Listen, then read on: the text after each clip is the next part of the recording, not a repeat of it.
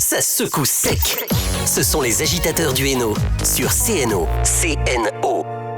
Hubert Charuel, Idir Azougli, bonjour. Merci d'accepter cette interview pour CNO Radio.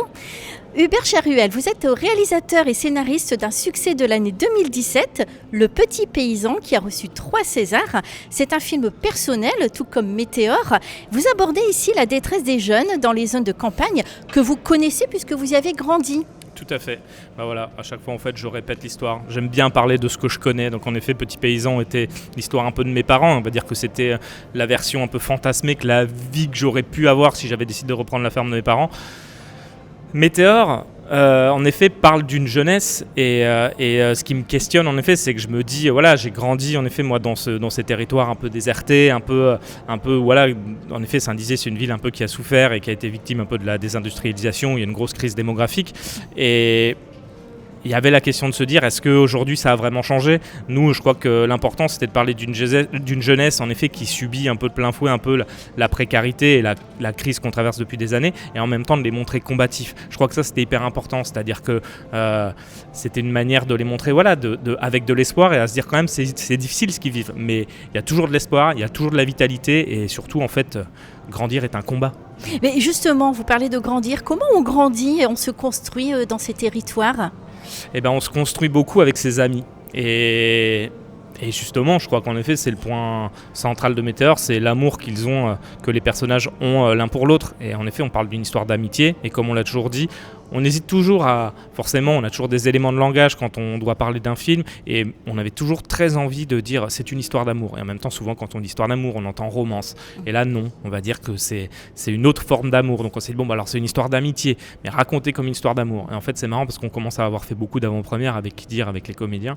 Et à chaque fois, les gens nous disent, arrêtez de dire que c'est une histoire d'amitié, c'est une histoire d'amour. Donc maintenant, on l'assume complètement. C'est une histoire d'amour. Et comment on se construit dans ces territoires ?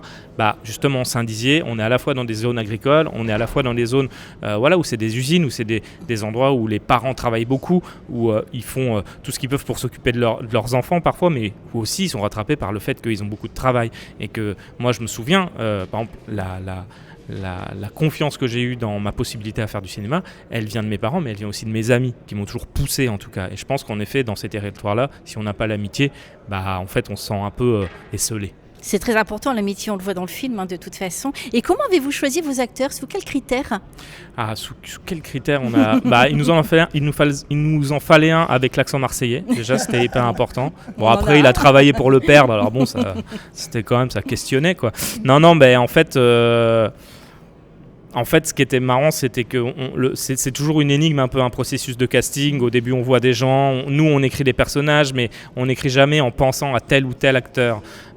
Donc du coup, je dis ça parce que je cite ma collaboratrice Claude Lepape, oui, qui n'est pas là, mais bien sûr qui est co-scénariste et collaboratrice à la réalisation. Et en fait, les 3 comédiens ont passé... en fait, ce qui s'est passé, c'est qu'on a vu une centaine de personnes. Et la première personne qu'on a trouvée, c'est Salif Cissé dans le rôle de Tony. Et en fait, pour le rôle tenu par Idir et par Paul, on cherchait et on était un peu axé sur un certain type d'âge. Et à un moment, on est tombé sur un film qui s'appelle Le Théorème de Marguerite d'Anna Novion, et où dedans, on a vu Idir. Et en effet, c'est Claude qui a fait, mais vous l'avez vu lui ? Et là, je m'étais en train de me dire depuis le début du film, je fais, mais quand même, il est quand même très intriguant cet acteur. Et elle me dit, non, je lui dis non, franchement, on l'a pas vu. Et donc, elle m'a dit, c'est bizarre. Je fais, ouais, c'est vrai que c'est bizarre. Idir, en fait, il était très pris à ce moment-là, il tournait dans la série d'Olivier Marchal, Pax Massilia.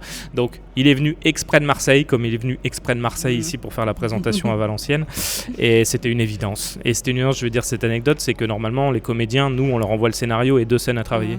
Idir, il a fait les 2 scènes, et puis après les 2 scènes, il a commencé à nous poser des questions sur le scénario. On lui a dit, mais tu sais, t'as la réponse, c'était écrit dans le scénario. Et là, il nous a dit, en fait, je n'ai pas eu le scénario. Sauf que nous, on était déjà subjugués par les scènes qu'il a faites. On s'est dit, mais comment il a réussi à être aussi bon sans avoir lu le scénario ? Ou alors, il s'est moqué de nous. Et en fait, il a vraiment lu le scénario. Mais dans les 2 cas, c'est très fort. Et Paul, je termine sur Paul. Et Paul, en effet, moi, je l'avais vu dans Le Règne animal, mais il était plus jeune.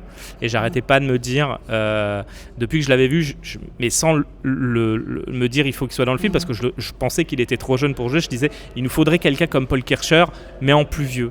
Et en fait, ça n'existe pas. Donc du coup, à un moment, on s'est dit, mais qu'est-ce que ça peut faire qu'il soit plus jeune ? On a rencontré Paul. Paul est venu faire des essais, et voilà. Et au final, c'est magique parce que justement, ça crée un truc où, bizarrement, c'est la première fois qu'on voit un petit frère qui s'occupe du grand frère. Alors que normalement, c'est censé être le grand frère. C'est vrai qu'il a la tête sur les épaules, c'est ça. Mika. Et ça, pour moi, c'est un truc qui s'est fait via toi et via la magie du tournage et du plateau et des émotions qu'on donne. Voilà. Garde le micro, tiens. Tu peux garder le micro, on va continuer avec toi. Merci beaucoup Hubert Charuel. Idir Azougli, merci. Idir Azougli, vous êtes sensationnel dans ce film. D'ailleurs, j'ai été bouleversée à la sortie de la projection, qui sortira le 8 octobre, on le rappelle. Voilà. D'ailleurs, vous êtes tous les trois formidables, Paul Kircher et Salif Cissé. Le film aborde les sujets de la déshérence de la jeunesse, de l'amitié, de l'amour et des dangers liés aux déchets radioactifs. Lorsqu'on est un jeune comédien comme vous, comment fait-on pour aborder un scénario comme celui qu'on vous a proposé ? En fait, moi, dès le début, je parle pour mon rôle, comme mon rôle, il est malheureusement addict à l'alcool. En fait, pour moi, je me suis directement dit que c'était nécessaire parce que voilà, il y a beaucoup de personnes qui ont mon âge, qui sont plus grands et plus petits, qui, des fois, par le fait qu'ils ne font rien dans l'endroit où ils ont grandi ou dans leur quartier ou dans la région où ils sont, tombent très vite dans les addictions, que ce soit l'alcool ou les drogues ou X choses. Et du coup, moi, je me suis dit que ça serait trop bien à travers un rôle de représenter ça et de défendre un rôle comme ça, même si voilà, on peut se dire à un moment donné peut-être que c'est un peu un rôle boulet et tout ça, mais au final, non, pas du tout. C'est un rôle qui est nécessaire et c'est un rôle qui je pense, va faire parler aux jeunes et qui va aider à ce que les jeunes peut-être ont un déclic par rapport à ça. Et sinon, pour le reste, c'est parce que le scénario était extrêmement bien écrit et qu'en fait, j'ai directement matché avec Hubert lors de notre première rencontre, comme j'ai directement matché avec les acteurs et l'équipe technique. C'est un peu bateau de dire ça, mais sincèrement, c'est vraiment un de mes rares films où vraiment l'équipe technique et le réalisateur et Claude Le Pape et tout le monde, on s'est vraiment tous tenu les coudes et serré les coudes et on s'aime jusqu'à l'heure d'aujourd'hui encore plus qu'après le tournage. Mais ça se ressent dans le film en fait. Trop bien. Daniel, votre personnage essaie de s'en sortir, mais il ne sait pas comment en fait. Il a de la volonté. En fait aussi c'est pareil, c'était un sujet qui était nécessaire parce que aussi il y a beaucoup malheureusement de jeunes qui ne savent pas quoi faire, ne savent pas où aller, ne savent pas quelle branche prendre dans la société ou voilà et du coup oui c'est vrai que Dan il savait pas trop où aller, mais après je pense qu'en regardant le film on sent un truc où à un moment donné il y a une potentielle route qui s'ouvre à lui. Est-ce qu'elle sera bien, est-ce qu'elle sera pas bien, ça c'est à vous de le savoir quand il sortira le 8 octobre au cinéma, mais voilà, mais je pense que c'est un film qu'il faut vraiment regarder plus qu'en parler carrément. Et vous pensez que dans ces territoires un peu perdus, les gens sombrent à cause de l'ennui ? Ouais, je pense que oui. Je pense que oui, en fait, parce qu'après, on appelle ça, c'est Hubert qui m'a appris ça, on appelle ça la diagonale du vide.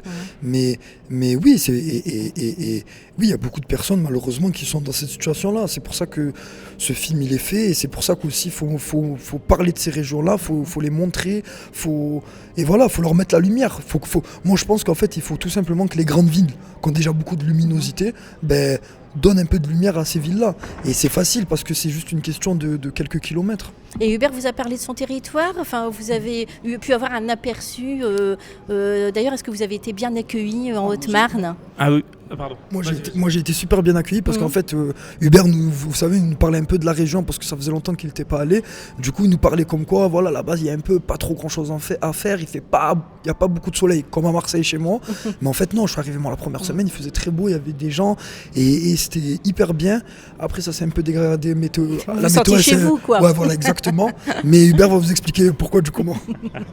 Non mais en fait je voulais rebondir aussi sur ce que vous disiez quand vous parliez de la phrase où est-ce que les gens sombrent à cause de l'ennui. Alors comme je disais, mais ça va revenir à ce que je disais au début, mais c'était que on peut pas dire qu'il sombre. Il y a évidemment parfois certaines personnes qui sombrent, je suis bien placé pour le savoir, mais il y en a aussi qui s'en sortent. Et quand je disais tout à l'heure de parler finalement d'une jeunesse combative et que finalement cette jeunesse elle est représentative de cet endroit, mais en fait de la jeunesse partout en France et même dans le monde. Enfin, je veux dire, quand on voit les crises qu'on traverse en ce moment, je veux dire, on peut pas vraiment dire que c'est un peu bateau la phrase que je veux dire, mais le monde va pas très bien et pourtant ça lutte. Enfin, je veux dire, en effet, nous évidemment on parle de le personnage de Daniel, c'est un personnage en effet qui souffre d'alcoolisme, mais l'idée était aussi de se montrer genre comment il se bat Daniel, comment il combat, et avec le monde qui nous entoure ce serait facile de se laisser sombrer, et c'était hyper important, comme l'a dit Idir, d'offrir une lumière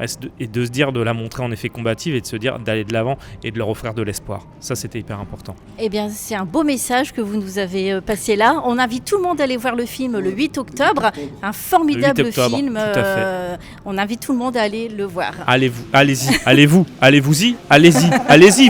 Allez-y, maintenant. Le 8. Allez. Voilà. Allez.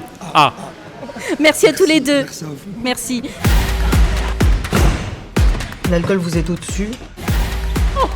Donc avec le cannabis, le permis, c'est au revoir. Quoi? Autre chose. Arrête. Une personne vous accuse du vol de son chat. Mec, qu'est-ce que tu fais? Il est extrêmement moche. Ouais, impossible qu'il me ressemble. C'est impossible que c'est moi. Ça. Il y a un collet GPS en dessous les... Jette-le par la fenêtre! Attention là! T'as encore des poils là, regarde sur ton blouson. Je me suis coupé les cheveux. On a les mêmes cheveux. Je suis blanc vénitien. Vous comprenez la gravité des faits? Vous pouvez partir en détention là, aujourd'hui, maintenant. Mais non. Moi, non, je vais pas en prison. Mon piquet. Tu veux que je te sers un verre de Sky? Viens. Arrête, stop. Vous avez des hobbies? Oh, moi, j'aime les animaux. On va partir à La Réunion s'occuper des chiens dans un chenil. On a besoin d'un contrat de travail, Tu penses que tu pourrais nous prendre avec toi sur les chantiers? d'analyse toxicologique propre, d'accord? Vous avez 6 mois pour faire vos preuves. Bienvenue, Agence nationale de gestion des déchets radioactifs. On prend pas de radiation là. Ça craint rien. On a ça de La Réunion. Les gars, venez. Dan, arrête! Je vais glisser! Arrête, toi. Tu vois rien dans la tête des gens, tu vois rien. Tu vois zéro. Je veux plus, j'y arrive plus, c'est tout. Faut que tu t'engages à plus faire travailler Daniel. Tu crois que ça va aider Daniel, ça? Ce qui va l'aider, c'est qu'on se barre d'ici. Vous allez jamais vous barrer d'ici, tu le sais très bien. T'es jaloux de nous, en fait. Tu vois, je suis jaloux de vous, moi. Je suis jaloux de vos chiens pourris et de vos poissons, c'est super.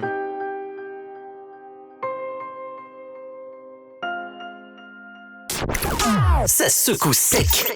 Ce sont les agitateurs du Hainaut sur CNO. CNO.